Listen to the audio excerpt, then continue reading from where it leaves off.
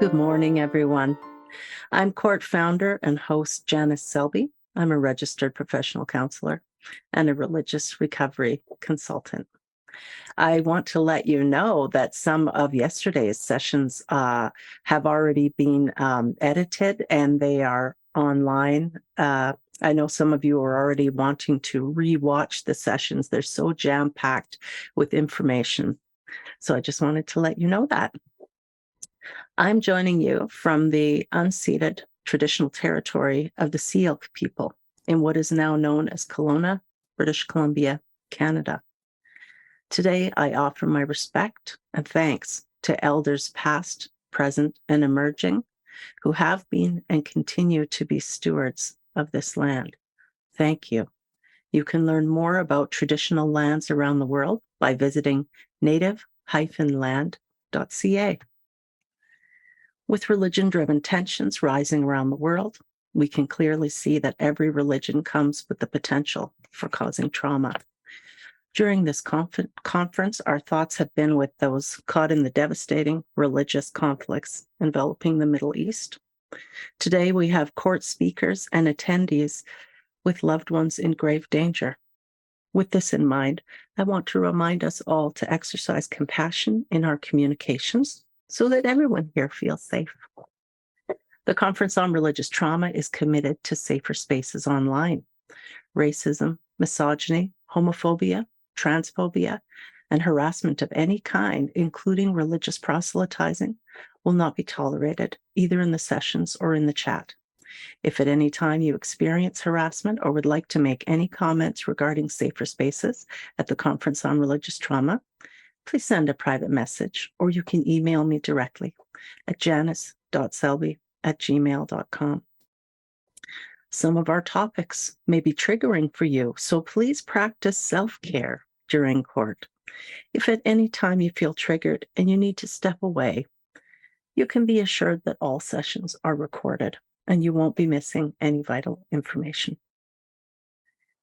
I want to say a big thank you to our CORT 2023 sponsors, whose generous sponsorship allows me to offer student discounts and partial scholarships for those in need who would not otherwise be able to attend this event. A special thank you to Dr. Coco Owens, Recovering from Religion, Healing Arts Here with Nina Rain, Dr. Tamara MC, and also a big thank you to Kate Smith for being one of our sponsors this year. Please take the time to visit their booths in our exhibit hall. Lastly, I just wanted to let you know that I care about diversity. I want to offer a platform to speakers from a wide variety of backgrounds. I did have a few speakers drop out unexpectedly this year, and so I haven't found it quite as diverse as I'd like at CORT as far as reflecting many different backgrounds. So I welcome you. If you would like to see your background reflected at CORT, please send me an email. Please send me your recommendations for speakers and topics for CORT 2024. You can email them to me, janice.selbie@gmail.com. Okay, now that that little bit of housekeeping is out of the way, we're starting off our final day of CORT 2023, tackling a topic that we have not discussed here before, child marriage. I was shocked to learn that child marriage is legal in some of the United States. While not all child marriages take place for religious reasons, it is safe to say that child brides and grooms suffer significant trauma. Please note that our child marriage panel discussion may include references to child sexual abuse. If this is a triggering topic for you, I invite you to practice self-care and excuse yourself at this time. While I do not have experience with child marriage, our panel guests do, and so does our moderator, Dr. Tamara MC. Dr. Tamara is a cult, child marriage, polygamy, and trafficking survivor. She advocates worldwide for girls and women to live free from gender-based violence. Her PhD is in applied linguistics, and she researches how language is used to manipulate vulnerable populations. After interviewing Dr. Tamara, MC, on the Divorcing Religion podcast, I felt she would be an excellent moderator for our child marriage panel, and she graciously agreed, even though it's her first time leading such a panel discussion. Thank you for moderating, and welcome, Dr. Tamara, MC. Thank you so much for having me. I'm honored to be moderating this panel as a child marriage survivor myself, who was married at 12 in what is called an Islamic temporary marriage, or a muta, that in fact lasted 8 excruciating years until I was 20 and was finally able to escape. Soon after escaping, I enrolled in university to eventually be awarded a PhD. So now I can stand in front of you as not only someone with lived experience, but also as a social scientist who researches coercive control and gender-based violence.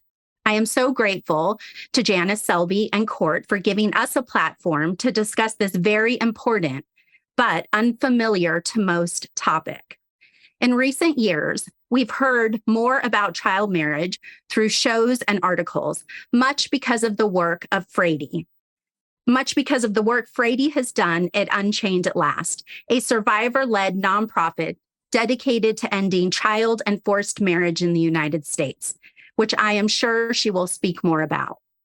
I was thrilled to participate in Fraidy's Chained In event in California, in which the largest number of child brides came together while wearing white wedding gowns, standing and demanding to end child marriage in front of the California State Capitol building. I first saw Sara on I Was a Child Bride, The Unknown Story on A&E with Elizabeth Vargas. At that time, I had no idea we would become colleagues and friends. I highly suggest watching this documentary if you haven't already. Since then, I've worked alongside Sara as a fellow advocate and as a supporter for survivors. I originally met Daniella through a writing group and received an advanced reader's copy of her memoir, Uncultured. I then interviewed her, knowing her book was going to be compared to Educated by Tara Westover.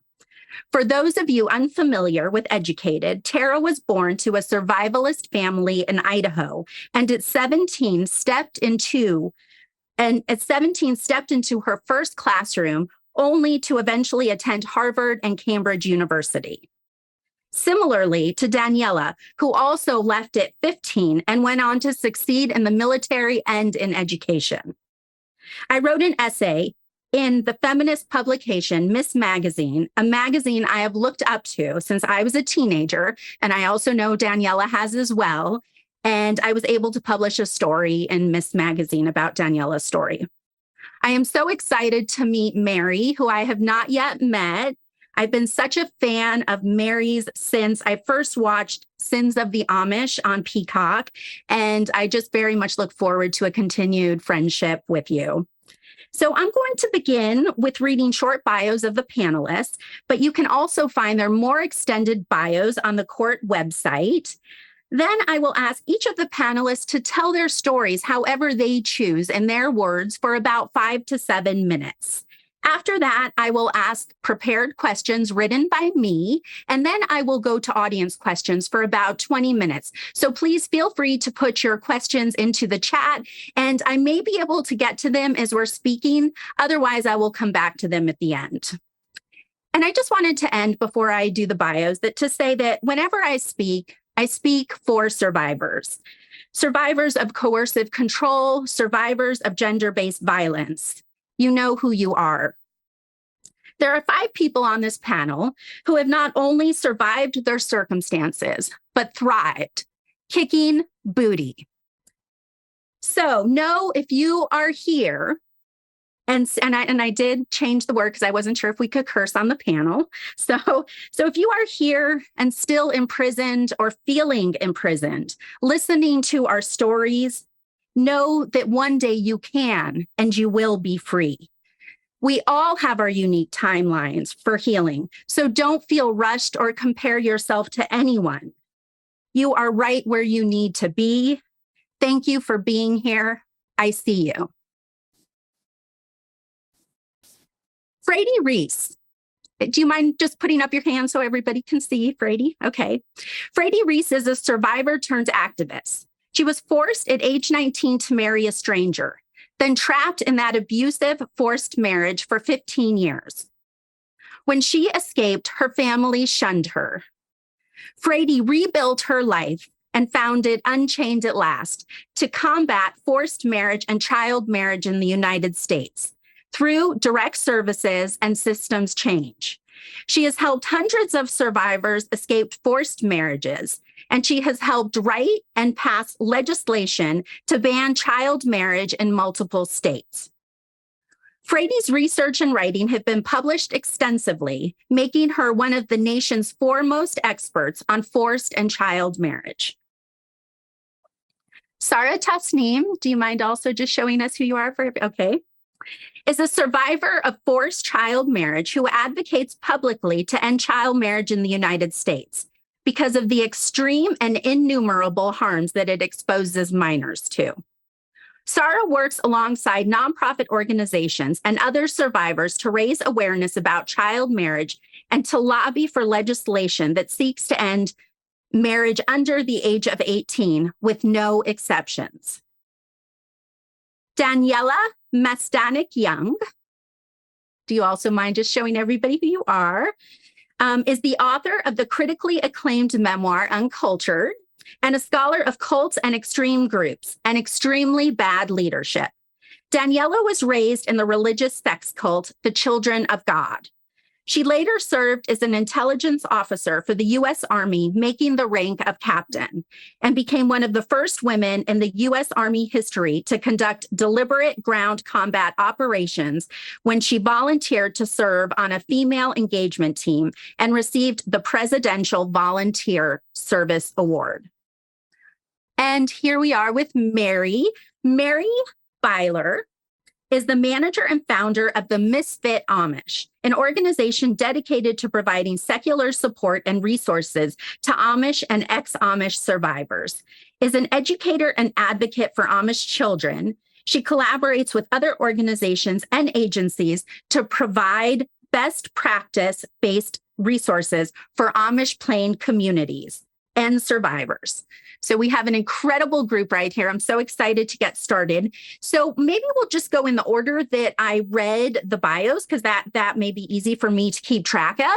So first, I'm going to have all the survivors tell their stories for about 5 to 7 minutes, however they choose to tell it. So Fraidy, if you could please begin. Absolutely. And first, I have to just thank Janice and CORT so much for having this important discussion, inviting me to be part of it.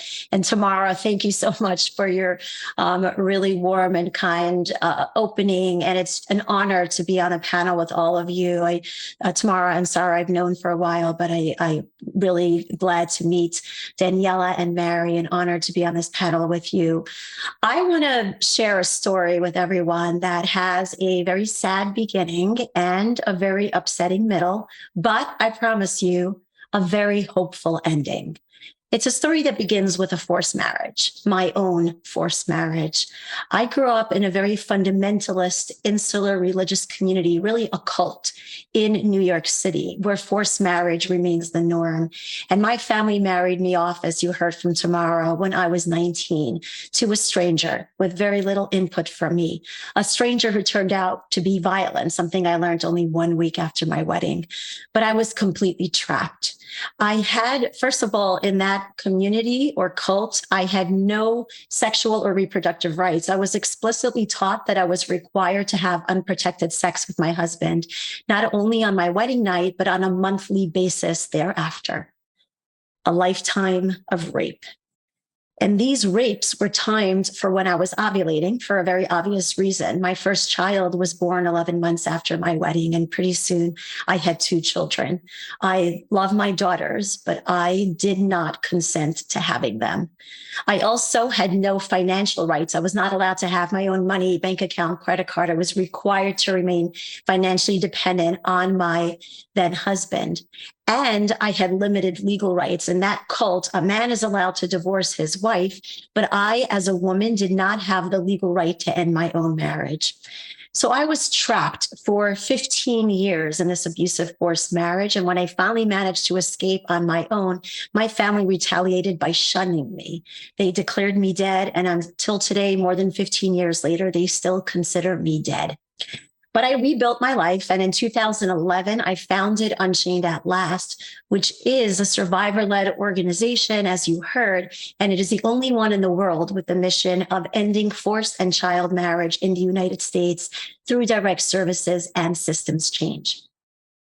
And at first, we were focused specifically on the direct services part, providing crucial, comprehensive, wraparound, often life-saving services, always for free, to individuals who are escaping an impending or resisting forced marriage.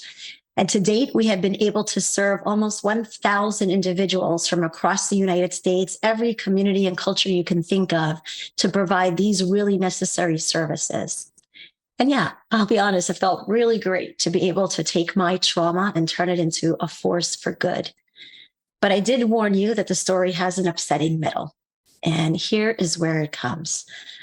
We at Unchained at Last started getting more and more calls from girls under age 18 who are begging us for the same help we were providing to adults, help escaping an impending or existing forced marriage. And we realized there's almost nothing we could do for them because they are minors. And that was when I first came to realize in about 2015 that the United States has a really significant child marriage problem. At the time, believe it or not, child marriage was legal in all 50 US states. And our groundbreaking research at Unchained found that between 2000 and 2018, 300,000 children were married in the United States, some as young as 10 years old. And almost all of them were girls married to adult men. And further shocking is that at least 60,000 marriages during that time occurred at an age or with a spousal age difference that should have been considered a sex crime. So we're covering up child rape. Child marriage doesn't just sound bad. I want to share with you the two main reasons that we at Unchained are now determined to end child marriage in the United States with our allies. One is that child marriage creates a nightmarish legal trap, and it can so easily be forced. And it has nothing to do with maturity. Even the most mature 17-year-old does not have the rights of adulthood, and they therefore face overwhelming legal and practical barriers if they try to do something as basic as leaving home to escape from a parent who's planning an unwanted wedding for them, or to escape from an abusive spouse. They cannot easily get into a domestic violence shelter, retain an attorney, or even file for divorce, since minors typically are not allowed to bring a legal action in their own name. Second, child marriage produces devastating lifelong repercussions. It destroys almost every aspect of an American girl's life, her health, her education, economic opportunities, even her physical safety. There's a reason the U.S. State Department considers all marriage before age 18 to be a human rights abuse, and the United Nations considers it a harmful practice.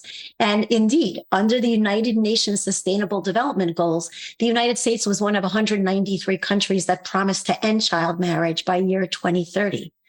But as of 2015, the United States was doing nothing to keep that promise. So we at Unchained at Last jumped into action. We started conducting groundbreaking research. We raised awareness through media and op-ed articles. And the chain-in that you heard that Tamara and Sara were both recently at a chain-in in California, where we wear bridal gowns and chains to protest forced and child marriage. We recruited allies like some of the people on this panel here today.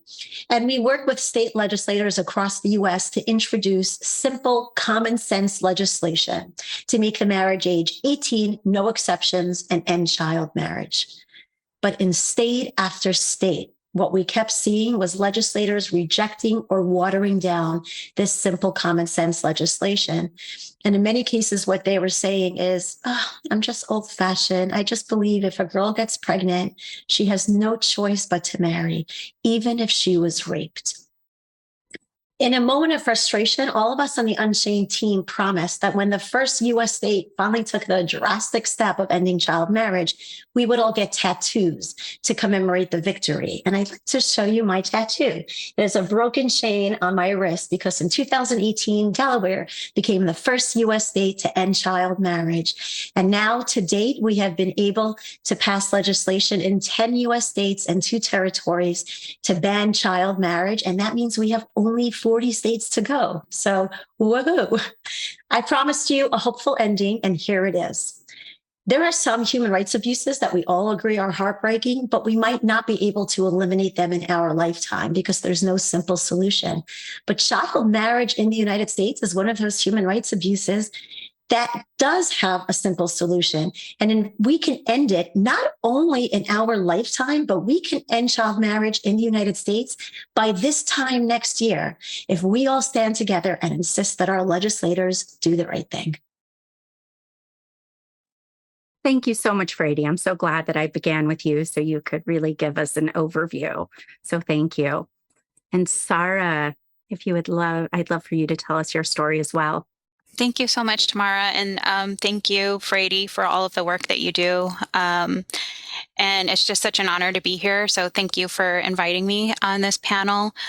I'm going to start by talking a little bit about my story and kind of the context around it. As you heard from Fraidy, she explained a lot about why child marriage happens. And this is just one of the many hundreds of thousands of stories across the United States that this happens to. My name is Sara Tasneem, and as a 15-year-old, I was forced to marry a 28-year-old stranger. And it's because of this horrific experience that I advocate to end child marriage under the age of 18 so that we can once and for all end this abuse. My father introduced me to my husband-to-be one morning during a summer visit from Colorado to California. I was visiting him from my mom's house, and I was expecting to go back after the summer and finish my high school. I was a freshman in high school, and I was contemplating joining the Air Force and then going on to law school. Those were my hopes and dreams as a 15-year-old. One morning that summer, my dad told me to go speak to a stranger sitting at a coffee shop. The man was sitting at a table. I walked over and sat down obediently across from him. I looked down at my hands. He told me he didn't want to wait for a long engagement, and I wasn't sure what he meant, but I nodded obediently. I shifted uncomfortably under his gaze. I was taught never to look at men in their eyes, and it seemed really strange that I was talking to this man alone. After that introduction, my dad proudly told me that I was going to marry this stranger that night, and that the sheikh was going to perform our nikah. It was a huge honor for my dad, and I felt happy. He was proud of me in that moment. My aunt gave me a velvet green dress, and somebody put makeup on my face. I remember that we had to go to the top floor of a hotel where the sheikh was staying in the presidential suite. I was nervous on the elevator ride up to the ceremony. I asked one of the adults, "Where am I going to sleep tonight?" No one answered. That evening, in a crowded room, I was given away to a stranger in a nikah, which is a wedding ceremony. It was performed by the leader of the sheikh. He was the leader of the religious group that my dad followed. That night, I lost my childhood, my freedom, and myself. I would never be the same person again. After I was forced to marry, my entire world got cut off. My childhood abruptly ended, and all of the things I had enjoyed at my mother's house were gone.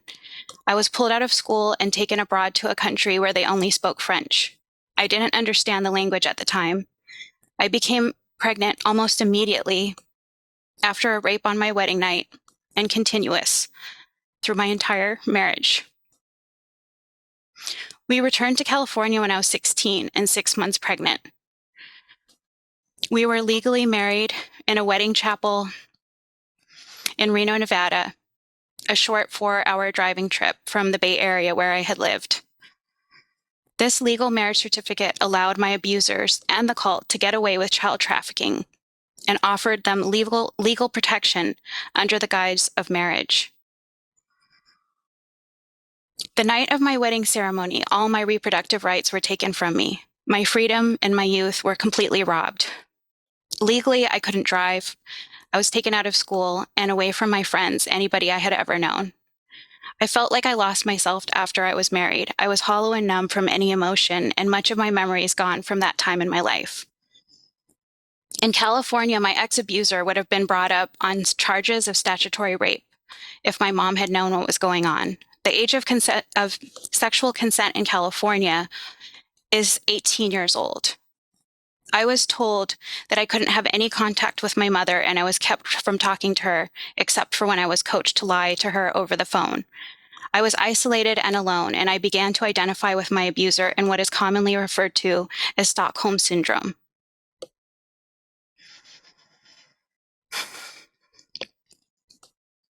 I believed I was doing the right thing on my wedding night. I was forced into my marriage based entirely on the teachings of the group I was raised with. We were supposed to obey the sheikh, who was the leader of the group my dad belonged to. We were taught that questioning anything was wrong. We were supposed to have faith, and whenever our faith was tested, we had to believe, and we had to be obedient. The believers that followed the sheikh, they believed that their salvation would be through him, and they thought that the end of the world was going to happen several times. In the year 2000, when it didn't happen, they attributed their salvation to the sheikh who had prayed and prevented the end of the world. The sheikh encouraged men to marry virgins and told them that marriage was half of their faith. This often happened very quickly during the dhikrs that they performed weekly, where the sheikh and his family would pair an adult man and a virgin girl. We were taught that birth control was not allowed because if God wanted you to get pregnant, that was his will. I believe that the motivation for my forced child marriage was to control my sexuality and to ensure that I followed my dad's beliefs. My mother was not religious, and she did not believe in the group my dad was a part of. My marriage would also conveniently resolve any financial burdens my father had towards my upbringing. My freedom took a very long time. It took me about 10 years to leave my marriage and 2 children. It started with me going back to school, and eventually I was able to get a GED, and finally I started going to City College. After 10 years, I was able to start working, and when I got my first paycheck, I told him I was leaving. That began the 3-year-long divorce where I had to fight for my children and where he actually tried to kill me during that time. My story highlights the very real abuses and dangers that minors face when they're forced into marriages. Thank you again for having me.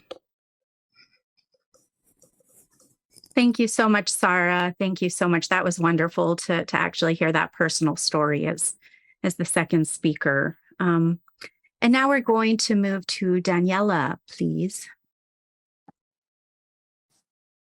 So I may be the one that seems like I don't belong on this panel. Technically, I was not married off as a child.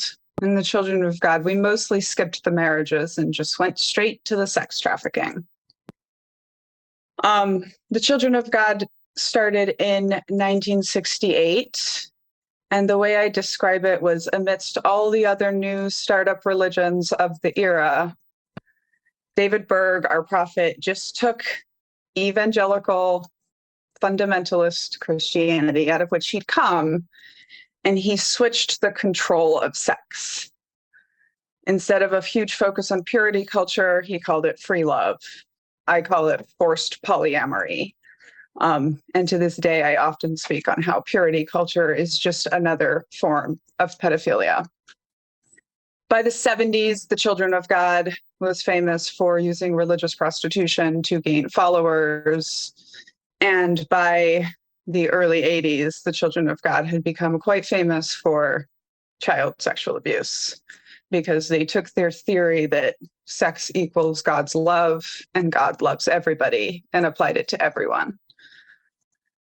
We did briefly dabble in child marriage in the 80s. My mother, who was one of the first 10 children born in the cult, was sent along with 14 other girls to the prophet's home, who was then 75.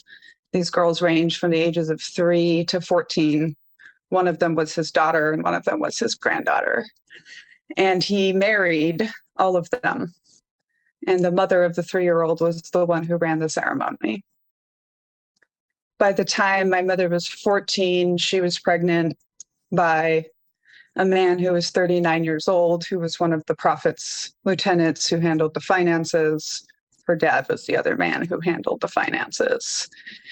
And I come from a long line of pedophiles, unfortunately. The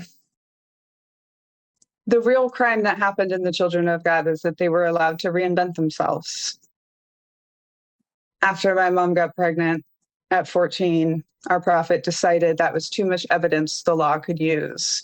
So then his official policy was that once girls started menstruating, you could no longer go all the way with them. By the age of 16, girls would be considered full adults. And just like the other stories mentioned here, there was no birth control. And we were a polyamory cult where you had to have sex with whoever wanted based on Jesus's will. By the 90s, they had rebranded themselves as the Family. They were a giant child trafficking ring. They also performed twice in the White House in the 90s.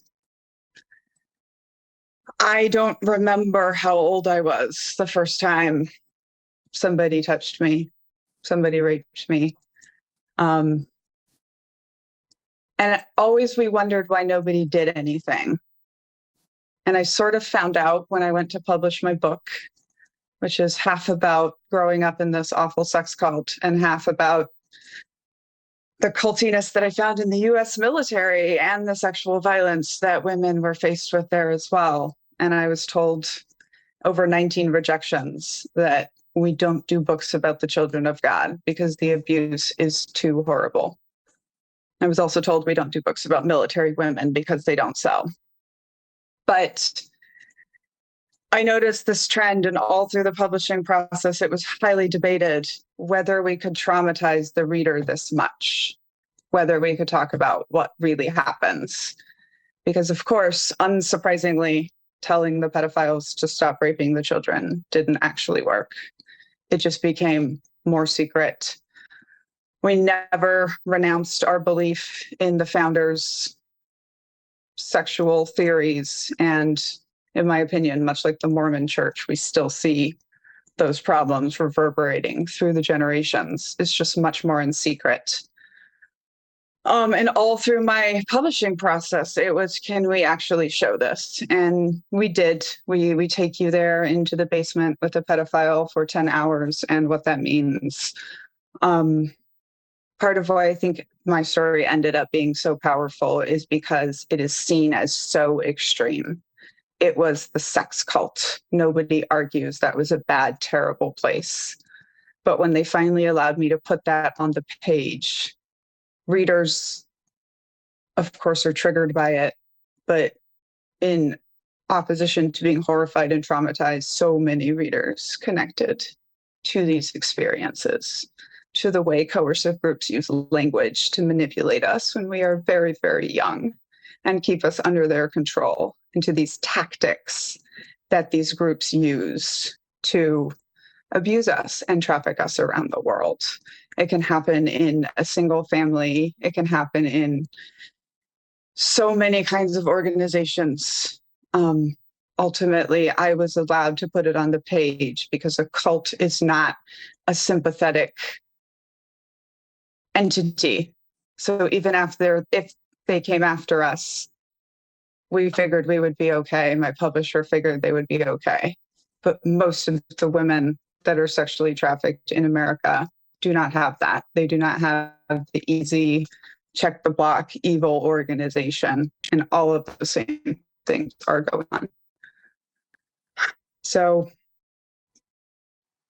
that's my story in a nutshell, and how I relate to this. And I really have spent my life now studying and tracking the patterns, much like Dr. Tamara MC does, that these groups use so that we can spot these tactics wherever they show up and however they're hidden.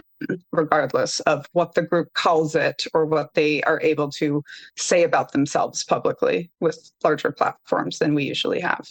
And thank you for having me. Thank you so much, Daniella, for your perspective. This is just already turning so wonderful. So thank you. And Mary, I'd love to learn more about your story. Hello.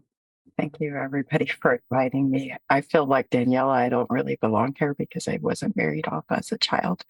However, I was born into the group known as the peaceful, gentle people, the people that don't commit crimes. If you look in the court rulings of Wisconsin versus Yoder in 1972, in the footnotes of that ruling, we are labeled as the peaceful, gentle people, the people who don't commit crimes. We are the people that the world loves. We are the people that media loves. We are the people that people love, like A&E love to make movies about, but they don't really tell our stories. They don't really talk about the things that I experienced. I experienced over my entire childhood, much like Daniella, I can't remember the first time that I was sexually abused. But I can tell you is when I was 5 years old, my biological father had died in a car buggy accident. Very tragic situation. My 7-year-old cousin died as well. And he was my first perpetrator because I had told him that I wanted to marry a woman, an English woman that came to our leather shop. And after that is when I remember that happening. And that started and continued over a decade, almost 2 decades of sexual violence towards me. Furthermore, these teachings, which are published by an Amish publisher, they're called The Sacred Subjects. And there's a booklet called To a Girl of 11. The beliefs that we held were very much like this. Even in your own home, if you have brothers in their teens, you should be mindful of this. Do not appear in their presence with night clothes that are scanty. Be modest about climbing up ladders. Be sure your dress stays closed in front. And later on it says, although his intentions were not bad, but he suddenly finds himself the victim of your carelessness and the lusts of his own body. And although he may not bother you, and you may never be aware of the harm you did him, he may well be tempted to sins of personal impurity, which many boys wrestle with. What happened is in 2004, I escaped and I reported the abuse. There were 5 people in my immediate biological family arrested, to include my biological mother and my stepfather. When that story broke, the church shunned me. They didn't follow their own policies and procedures. And they showed up in court. And that's where Sins of the Amish shares some of that. And when we did Sins of the Amish, I will tell you, the producer said, we have to have a happy ending. And I'm like, you're making a documentary series about child sexual abuse, about the people the media loves to love upon. You're not going to get a happy ending. You can have hope, but you can't have a happy ending. However, I've spoken through the years at various places about the crisis of child sexual abuse because of the teachings and because of the ways in which media gives people a free pass.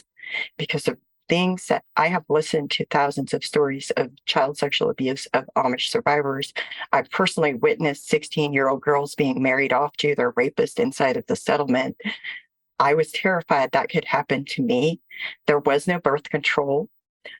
I was supposed to get married right after I escaped, but I escaped luckily before that happened. And I was told that when you get married, you have to do whatever your husband says, whatever he says, and that includes inside the bedroom and outside of the bedroom. So I founded an organization, and we tell the stories of actually Amish people. And I also became certified to do research. And part of our goal was to establish the fact that child sexual abuse is not an abnormality. It's not an isolated incident within Amish and Anabaptist settlements. We also feel like it is critically important to hear the voices of the most marginalized within the community. So we host a podcast and we share blog posts from people who are not able to share their stories openly and publicly, but they are able to use pen names and they are able to submit them and get their stories out there, which helps people when they're trying to communicate with them, because English is our second language. And our research study kind of examines that. And we're hoping to get that published sometime this year. And we've created resources, printable resources that anybody can download from our website to disseminate anywhere. And really, like, some of them could be helpful I've heard they've been helpful for survivors from various communities, not just Anabaptist settlements. And I'm really honored to be here. And thank you, Fraidy, and thank you, Daniella, and thank you, Sara and Tamara, for sharing so openly. It means a lot to me to be able to sit here with you. Thank you so much, Mary. The stories were just so amazing to listen to. I know most of your stories, but just to hear them in your own words right now. I had questions that I prepared, but I knew that I was going to hear things and I was going to want to ask different questions, and I keep changing my first question. But I think after listening to Mary, something came up for me that I think isn't often spoken about, which is anger. And I just really wanted to talk about what anger means to you and the importance of anger, because so many times I think I've been told that I shouldn't be angry, I shouldn't be this. But I think anger is such an important emotion and such an important feeling.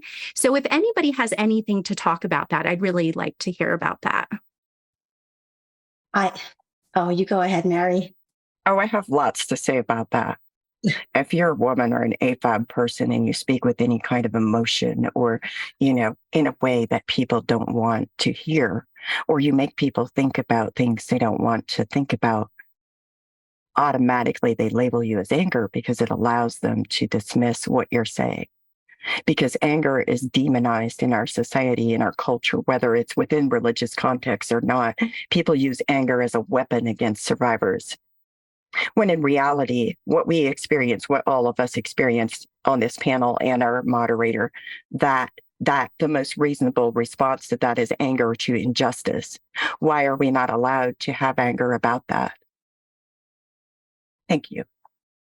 Very well said, Mary. And what I want to add to that is the same message I always got, that anger is bad and it's an accusation. You're angry. And what I've discovered is anger is powerful. It is a motivator. It is an inspiration. You want me to give up my anger, the rage that I feel toward my family and my community for the way they betrayed me? Hell to the no. I'm not going to give that up. Instead, I use it every day to motivate me. And the best revenge, they say, is success. So I let the rage fuel me every day to strive for success. And I use it every day to show my family and my community, you thought you could screw me over in the name of God, and you thought you could trap me in an abusive forced marriage and leave me for dead. Well, watch this, motherfuckers. That's awesome, Fraidy. Yeah. Thank you for your anger and your rage, because I think it's definitely inspired me. For me, my rage has been a source of recovery, because it's been hard to tap into that anger and fully feel it, because I was told it was not safe for me to be angry as a child. So I pushed it down, and it's taken me a long time to kind of get in touch with that anger. But now that I have, I think it is a motivating factor for wanting to share my story and wanting to hold people accountable. Because really what anger is telling you is that your boundaries have been crossed and you're not safe. And to be able to listen to that anger now is healing. I find it interesting how people tell on themselves when they criticize anger. Recently I was talking about a statistic in the military that 44% of women that wear the uniform are assaulted. And I get criticized for my anger. And my response is just, imagine not being furious about this. Or I talk about anything and it's, Daniella, why do you have such a chip on your shoulder? Like, this takes the attention away from the person with the axe doing the damage, right? They want to criticize us for speaking about it. And I just think anyone that is not listening to you because of your anger is not an ally in the first place. So that's one kind of sign. But personally, in cults, in coercive control, we are taught attitude. Oh, my internet. We can still hear, or we could still hear you. Can you hear me now? Yes, we can hear you. Okay, in cults and coercive groups, we are taught attitude control, and we are attitude policed from our youngest ages. And we also are taught the coercive control. We are taught the abuse. We learn both sides of every relationship. And what I've figured out from parenting and how triggering that is that we have to confront our anger. I saw this really good quote recently that the only way to accept that your child doesn't need abuse, whether that's physical or emotional, to teach them is to accept that we didn't need any of that to teach us either. And again, like imagine not being angry about that. So I honestly think it's a healthy part of the healing. Like we have to be angry about these things that happened to us. We were never allowed to be angry and it wasn't fair. And there's nothing that's ever going to make it right. But if we can sit with our anger and embrace our anger, I think we can not only heal, but we can stop ourselves from passing the trauma down as well. So good. So good. Thank you. I'm going to ask a question because we are at the conference on religious trauma. I would like to know what religious trauma looked like in your life or what it looks like now.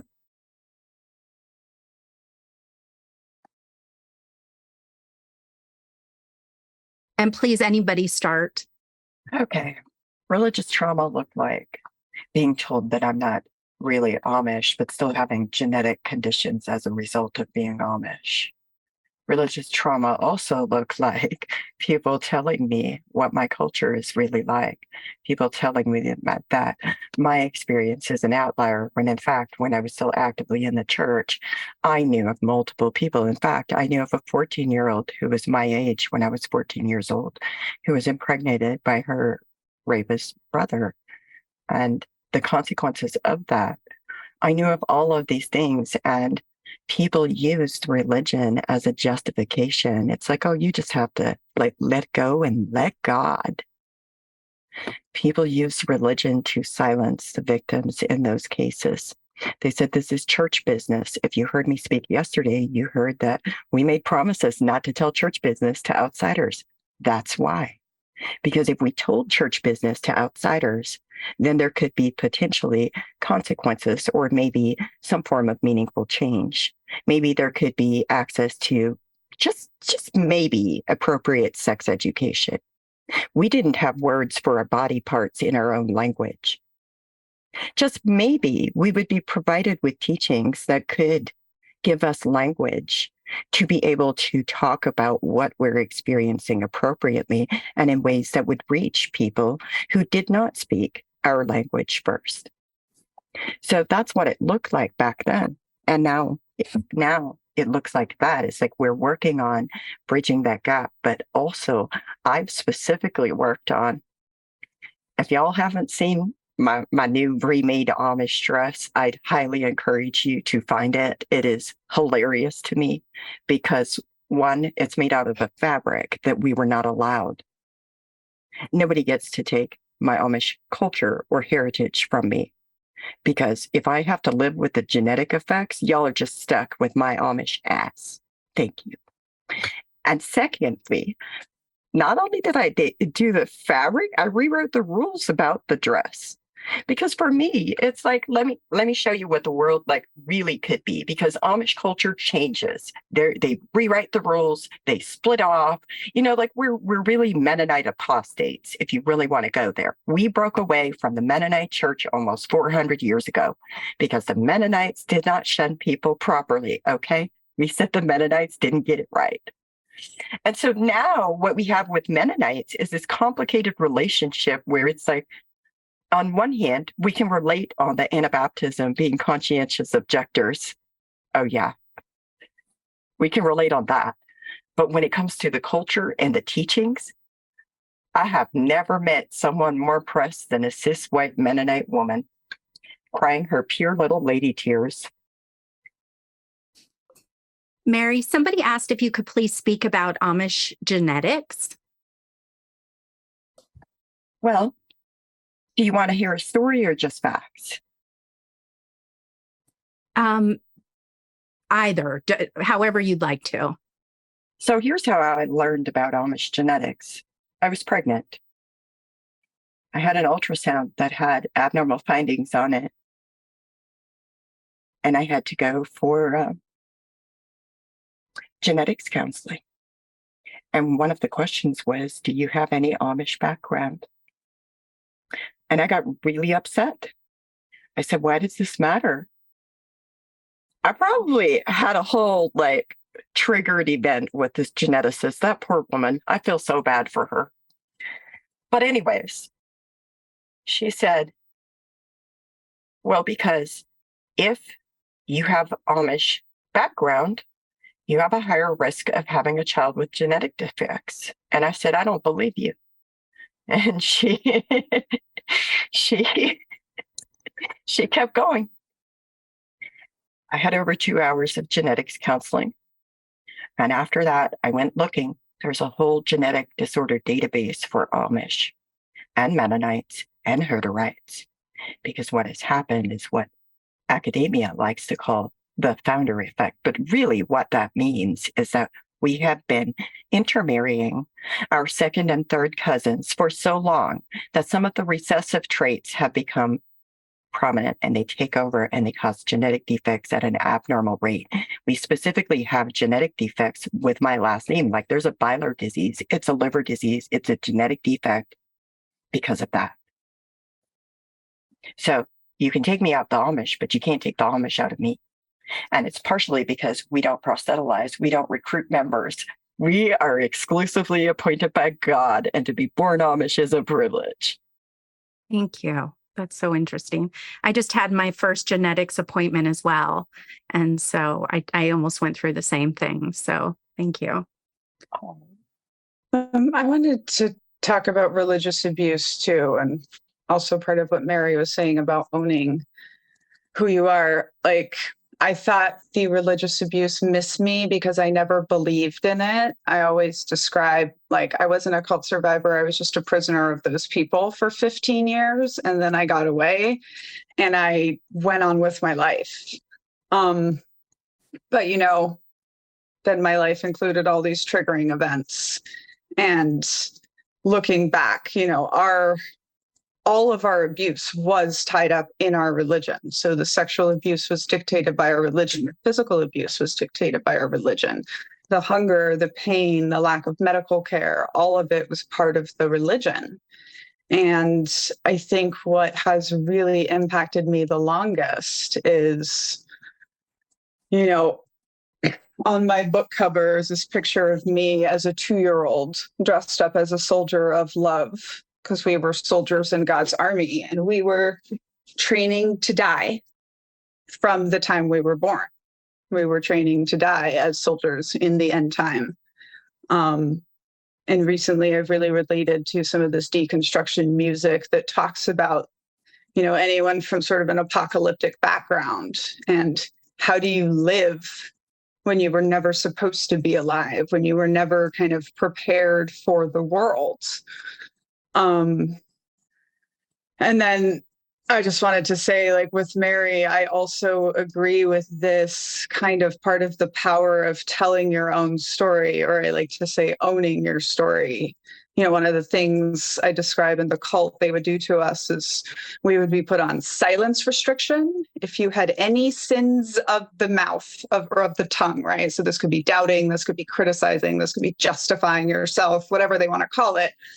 But we lived with hundreds of people. So they would make you wear a sign so that everyone knew not to talk to you. So it was a sort of an in-person shunning.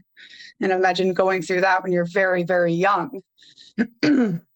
So anyways, I took one of the signs that they used to make us wear, don't talk to me, I'm disrespectful. And I put it in my book and I copyrighted it and I put it on t-shirts and now I sell it.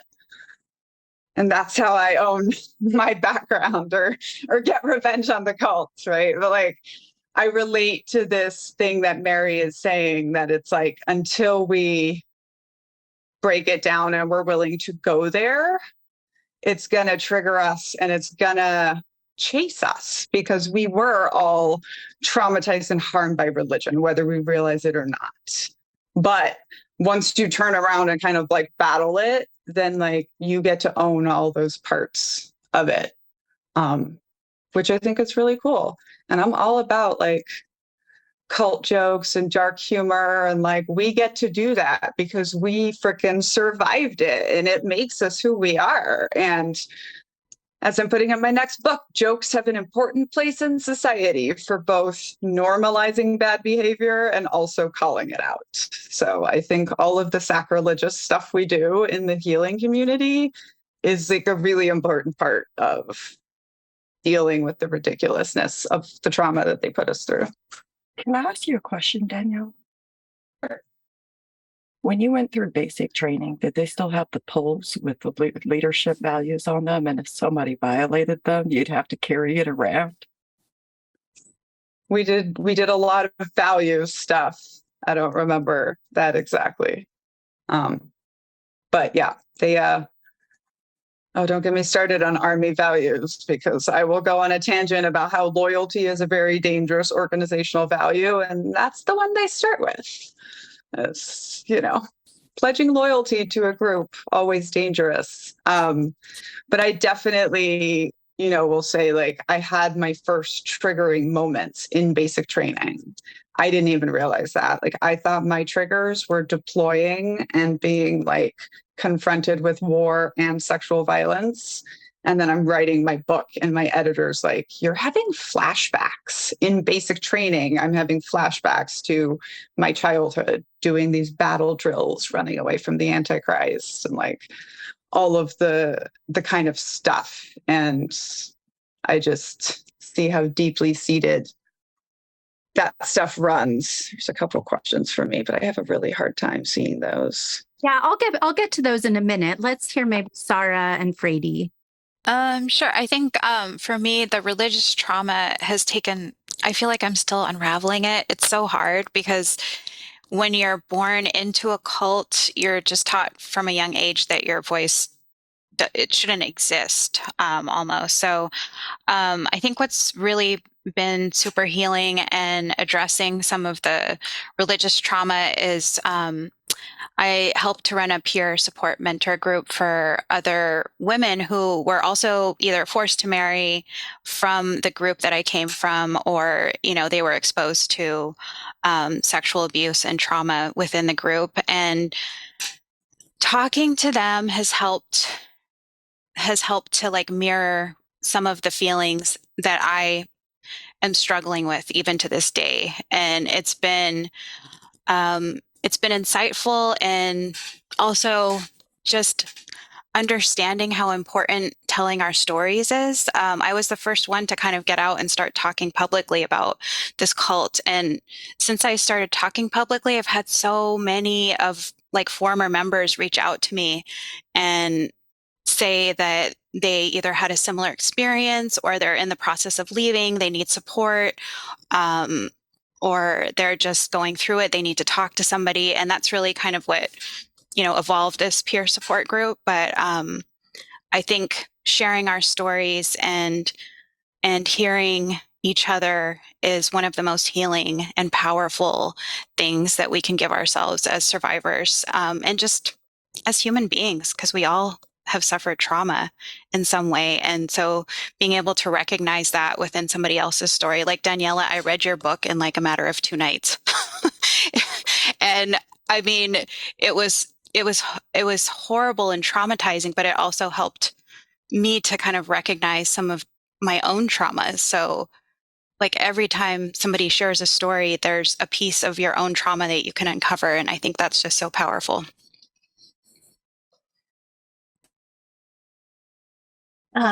Yeah, and for me, you know, when you asked about experience with religious trauma, it's so hard to answer that because it's every second of my childhood until age 32 when I escaped. There's no moment I remember that wasn't traumatic. Perhaps one of the most traumatic memories is when, as a bride, I was forced to undergo a virginity exam, a gynecological examination to confirm that my hymen was intact. And imagine if it hadn't been, what would have happened to me? But there are so many, especially with the forced marital sex and forced also to undergo in the cult that I came from, just the ultra Orthodox Jewish community, the rules around menstruating women who are married, so outrageous and so abusive. And some of my most traumatic memories also revolve around the treatment of women who are menstruating and how they're treated. And then afterward, after a 2-week period, forced to strip naked in front of a watch guard, I guess, and forced to dunk naked in a bath of rainwater before they're considered clean enough to be able to hand their husband something or be raped by him again. I mean, really, really horrific stuff. But Sara, I'm so with you. The sharing these stories and talking to other people who have escaped is really so healing. And then being able also to be there for other people who are escaping from any sort of religious trauma or a forced marriage in any circumstances really has been very healing for me. And being here today with all of you. Thank you. I'm going to use this word, and it's not a word that I like, but what about forgiveness? So many of us have lost communities, we've lost caregivers, and we've had to move on. How have you been able to, again, I don't like the word forgive, but how have you been able to move on? Because community was so much part of our lives. Like, we had large, loving in many ways communities. Not everything was bad, but then to kind of now be alone and to kind of be like, just have an insular family, for example, or like me, I'm a single empty nester. And so like I went from hundreds of people to just like 1 or 3 people. So how have you all been able to deal with that? Or how have you been able to deal with being shunned from like the people who are supposed to love you most and who you were supposed to love most? Oh, can I start? Forgiveness for me is such a triggering word because it's been used so many times against me. Like, why don't you just forgive your dad and move on and shut up? Like, why are you telling your story publicly? Like, and people who have told me to forgive have always been the people who stood to lose something because of my story. And the people who have told me to stand up and continue telling my story have always been on my side. And so I think it's interesting, like forgiveness can be this really, it can be this double-edged sword, right? Like, and what does it even mean? I really struggle with forgiveness, and I don't know what it means. So I'm still really confused about it. But as far as community, I think finding the people that support you, even when you're just struggling, those are the people, those are the community members I want in my life. And I've been lucky to find them.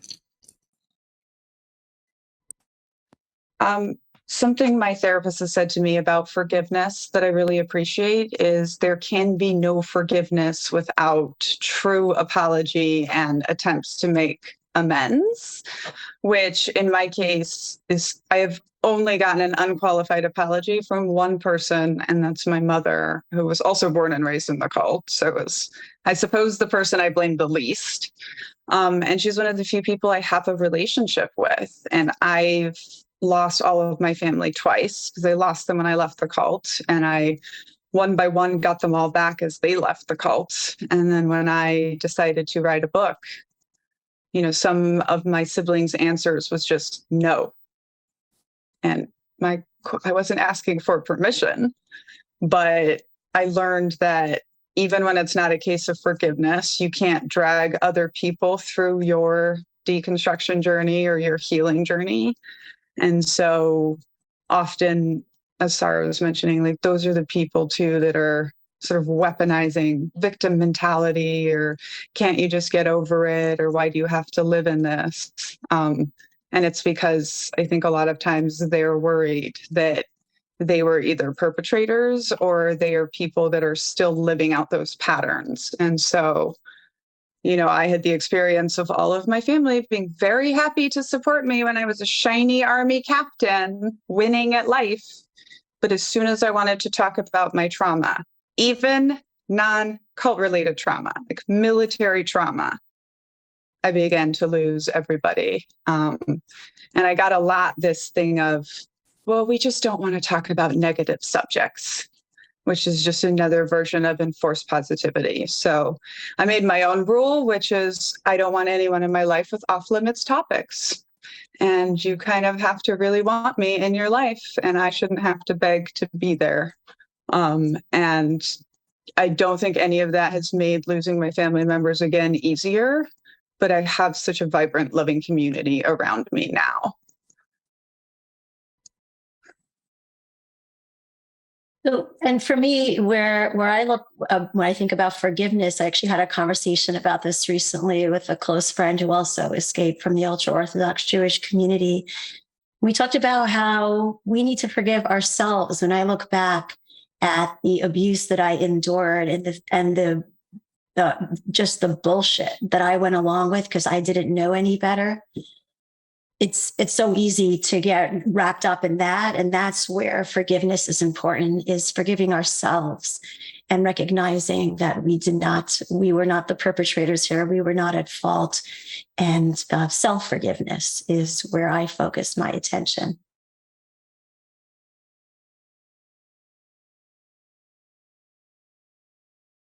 I don't know if y'all are ready to hear this, but what if we never have to forgive ourselves because we didn't do anything wrong? What if we were children who didn't deserve what was done to us? What if radical acceptance means that we have to accept that this was done to us, but we also can accept that we did nothing wrong? I personally have known survivors, and as a life coach, I provide free life coaching for people who are escaping. And I have known so many survivors who actually have had forgiveness weaponized against them, used as a silencing tactic in so many ways. In our culture, forgiveness was taught as like you just have to forgive him. Oh, it's not bad that you were raped by somebody. It's more or less, it's bad that you're still talking about it, because if forgiveness equates silence, and that is why people weaponize forgiveness, because they want you to be silent because you're disturbing their comfort. So who do you want to be around? Do you want to be around people, like Daniella said, do you want to be around people who don't actually allow you to have the hard conversations? Sometimes we have to have really difficult conversations with ourselves about our own relationships with ourselves. We didn't deserve any of that. None of us did. And if you're somebody who's experiencing that, you didn't deserve that either. And I've known all these survivors who radically say, like, I deliberately choose to practice unforgiveness. I'm not saying that's what I've done. I'm just saying that's something that I know survivors who have found peace, resolution, and joy in their life and put forth the effort and the work to have meaningful lives and meaningful connections because of the fact that they embrace the concept of unforgiveness. So good. That was so good. Bringing up the word forgiveness. I was going to ask this question anyways, but it did also come up in the chat. The question is, would any of you be comfortable sharing how you got out with the financial control, how you were able to move out, get a job, get an apartment? And I think so many times, like, we're not actually given the nuts and bolts, like, how did we actually get out? And so if any of you would be willing to share, like, some of the ways you were actually able to get your independence. I can start. For me, so how was I able to get out? I think it was connecting the dots that something was wrong, because I thought, in the beginning of my marriage, that I was doing the right thing based on the teachings that I was told. So coming to a realization that something wasn't right about my marriage was really hard. And it really took me standing up for myself and wanting to go back to school. And that meant that I had to question people. I had to question my ex. So I asked him, can I go back to school? And I was 16 years old. I just had my daughter, and I saw other kids my age going to school. And I was like, I really want to go back to school. And he said, well, you have to go ask the cult leader if you want to go back to school. And then the cult leader told me, well, go ask my wife. So then I had to, and every time you ask somebody, you have to kiss their hand and like ask for permission to talk to them. First of all, like you have to wait in line, and then you have to ask for permission and kiss their hand. And it was a whole like process. So I got to his wife finally, kissed her hand, and I'm like sitting at her feet. Can I please go back to school? Why? Why do you want to go back to school? You belong in the house. You're a mother. You're going to make your husband feel like he's less of a man. And how dare you even just want to go back to school? So it was at that point where my anger kicked in. And that's why anger is so important. And I was like, no, I want to go back to school. And I was like, you know what? Fuck this. I'm going back to school. And at that moment, I think is when I first stood up for myself. And that led to education, and that led to more and more questions. And that led to eventually my freedom. But that was, again, like a 7-year process. So once I left the marriage, then there was a whole other process of like, now I have to raise 2 children on my own and being responsible for a family without any help.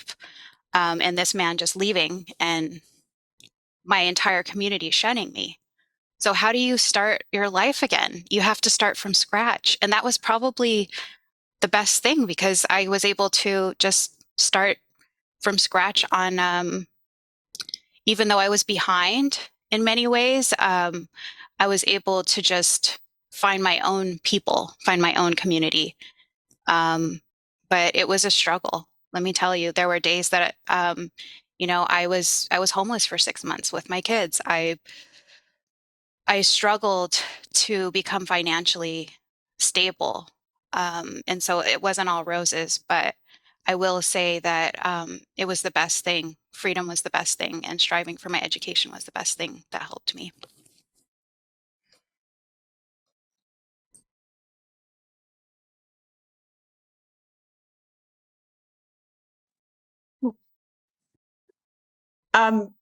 I will say that for me, I had a moment when I was 14. When I was 6, I decided I'm out of here. Like, if these people are going to heaven, I'm going to hell.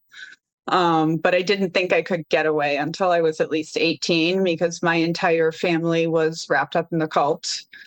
When I was 14, I had this moment on 9/11 where I was watching my people cheering and praising God for the destruction, and then hearing the term religious extremists on television describing the terrorists. And I had this sort of, are we the bad guys moment that I think really was my crack in the brainwashing.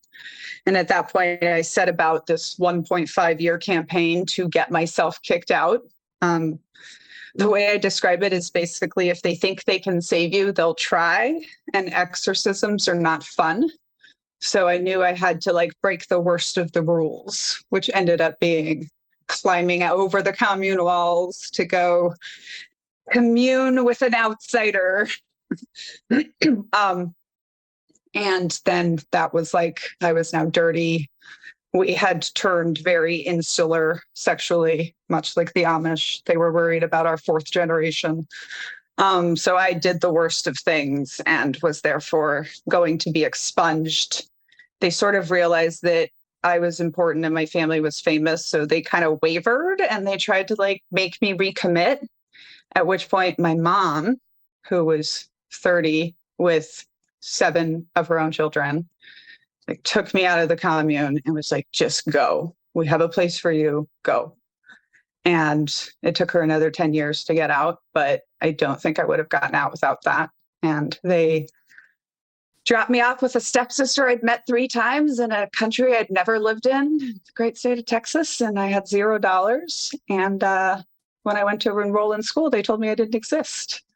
And from there, it sort of became a battle. And one of my reasons I was so intent on getting out at before 16 was, one, I really wanted the education, and I knew it would be easiest to start with high school, filter into college. And two, after the age of 16, I expected to be pregnant very quickly.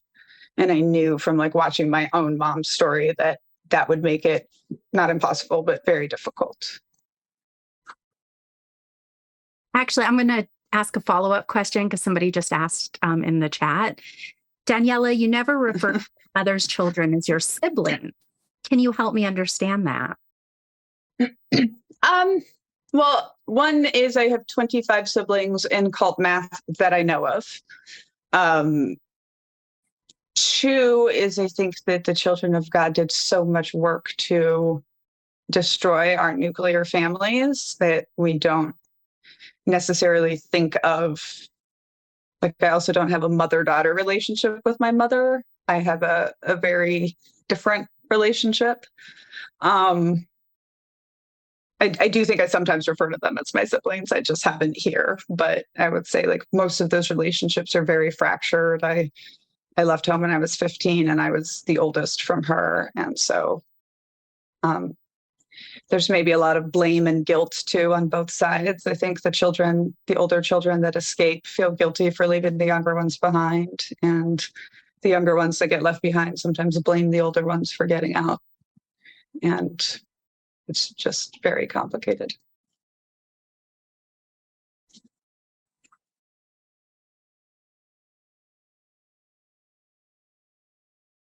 Mary or Fraidy, would you like to answer that question, or should we move on? It's up to you. You refresh my memory about the question. Sorry.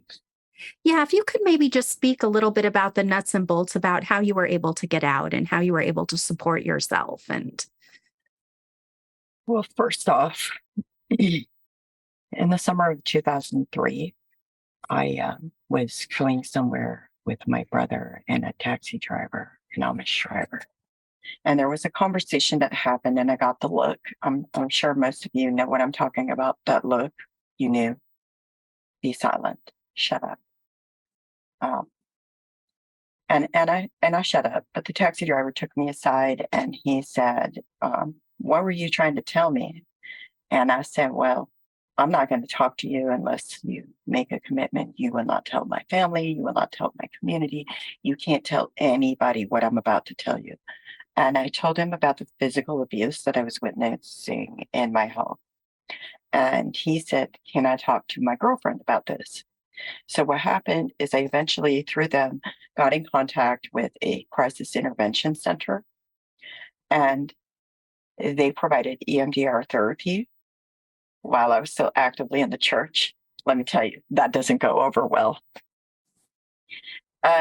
They were very, very, very much discouraging that. They tried to tell me I had to go to the ministry for counseling, because going to an Amish school with a one-room schoolhouse with 8 grades in it, where the school board and the church have monitored the content in the curriculum that doesn't even teach you like basic sex education or science, or in the last 2 years of my education, my Amish education, I had a little bit of history and geography. Typically we learned like reading, writing, arithmetic, English, and when we got to 4th grade we learned High German. And when we started going to school, for me, I had to learn English when I started going to school. So somebody with an education like that, I said, what qualifies him to do counseling? And they said he was appointed by God, because God, of course, is the ultimate authority always. And we went back and forth with that. And then what really happened is I realized I had this realization that my sister was absolutely being sexually abused by somebody. Her story is her own. It's not mine to tell, but that was what motivated me eventually to escape. And the day I escaped, that was pretty harrowing. Just bear with me for a moment, because it's important. Just imagine me riding as a passenger with one of my abusers and a different English van driver present. I smelled his breath as he leant in and whispered, "I have something for you after this car ride." The overwhelming stench overpowered my senses as I struggled not to retch. And I think about the other day when you said, "What if we were not brother and sister?" What do you mean? My stomach churns, my heart pounds. My breath is quick, fast and quick. Will I survive this? I focused on the radio as we rode in the car. I'm alive. I scratch my skin. Yes, I can feel something. I try so hard. I realize if I don't take this opportunity to run, I will never be safe. I will never be able to keep my sister safe. The rest of the ride home, these things run on repeat through my head. I take my things out of the van mostly. I say hello to my mom and my sister. I run upstairs and leave a note. I grab my bag and run outside. I hop in the van with the driver and we take off, blanketed by darkness on a 2-lane road through the countryside in winter in Wisconsin. We stop to put a letter detailing abuse in one of our church ministry's mailboxes, and I leave my cop on the road there. I hop back in and we take off. And then, once you escape, if you have come from a culture like that, I didn't have identification that same night at the home that I went to of the person who was helping me. The community kept calling the house, and it was midnight, and we ended up telling them, "Do not call." And they kept calling. So we called the sheriff's department. The sheriff's department comes out, and the first thing the sheriff says to me, "Can I see your ID?" And I said, "What do you mean?" And he said, "Your ID, I want to see your ID." And I'm like, "What are you talking about?" And so luckily, the person who helped me escape was also of an ex-Anabaptist background. And she took the sheriff aside and said, "Hey, she just escaped today. I didn't have a birth certificate. I didn't have a social security number. I didn't exist on paper. I didn't even know that women could have bank accounts." And much like Danielle said, getting an education, learning, I learned too that I was capable of doing things no matter how many times people told me I couldn't, no matter how many times people told me that women are the weaker vessel and they were given by God and our places in the home to bear as many children as possible. I learned that I could do things. And I think that was critical, is just being curious, learning that I could learn, learning that I could do things, and learning that I actually deserve basic human rights.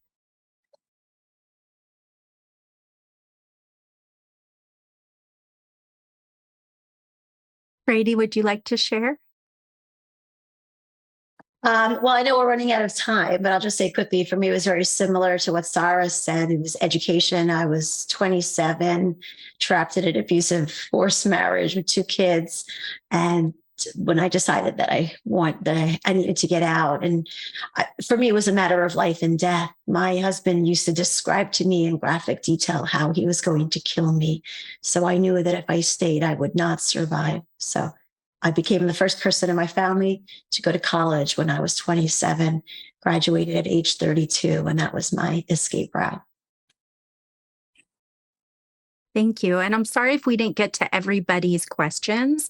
We have about 5 more minutes, which means that maybe we could end with just a minute or so apiece of just sort of your message to anyone that is still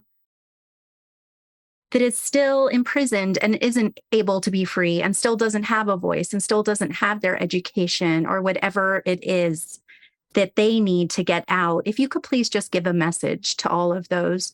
And I'm specifically using gendered language, girls, women, and also all humans right now. Well, my message for them would be, you deserve support and you can get support. It's not easy, but there are people here for you.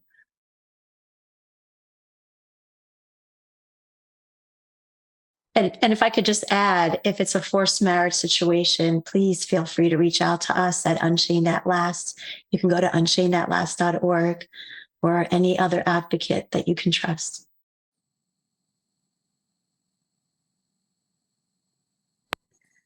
I will say one of the things that I internalized the most was the cult's idea that nobody on the outside is going to love you or care about you or help you.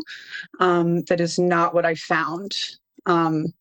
I found, first of all through my journey, people that saw me and realized that I needed help and reached out and helped me. Almost always these were women of color, so I want to call that out as well. And it took me so many years to take off all of that armor and actually be willing to trust people. And when I was writing my story, I think that was one of the hardest things for me, was realizing I didn't need that armor. Most of the people in the world are good. My education ended happily 20 years to the month from when I walked away from the cult. I got my master's from Harvard, and got to graduate on my birthday, like put everything together. But my big message is, like, if you're in that situation, survive. Like, survive until you can get away. And then just know that there are really good people in the world and they will help you.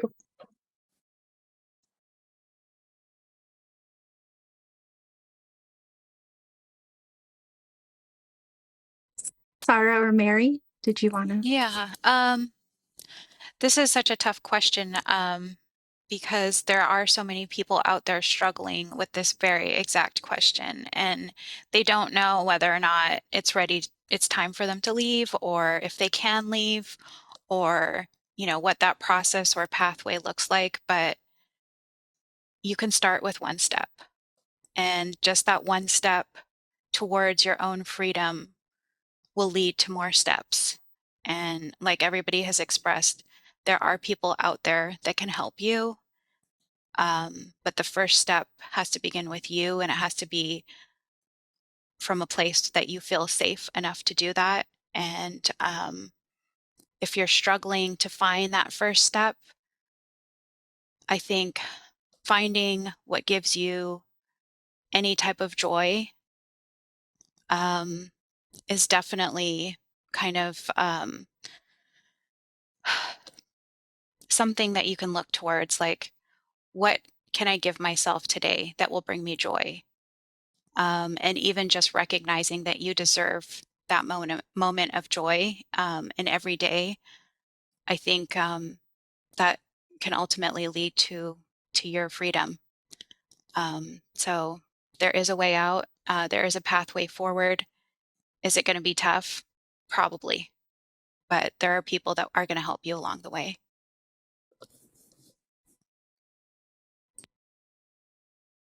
Mary, did you want to?